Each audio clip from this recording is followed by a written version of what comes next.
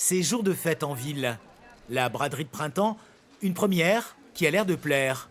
Mais l'apparente euphorie cache quelques vitrines vides, des rideaux baissés. Le phénomène s'est amplifié ces 2 dernières années. Les grosses enseignes ont fermé le bas de gamme, plutôt du bas de gamme, mais elles n'ont pas fermé qu'à Bourg. Elles ont fermé dans toute la France. Et c'est vrai que ces enseignes avaient des grosses boutiques, des grandes vitrines. Donc c'est vrai que quand on se promène en ville, on a l'impression que tout est fermé, alors que ce n'est pas le cas. 8% des locaux commerciaux seraient ici vacants, contre 10,6% dans le reste de la France.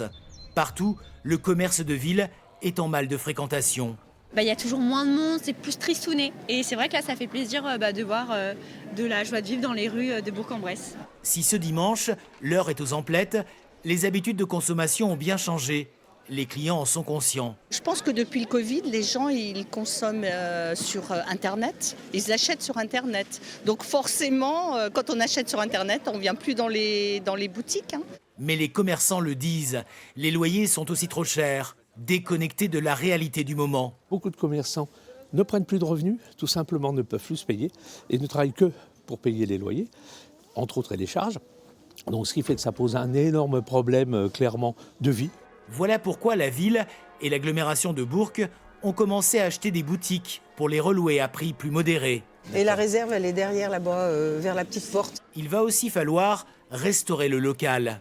On se rend compte qu'il y a des locaux comme celui-ci, par exemple, il est vacant, je pense, depuis au moins 15 ans.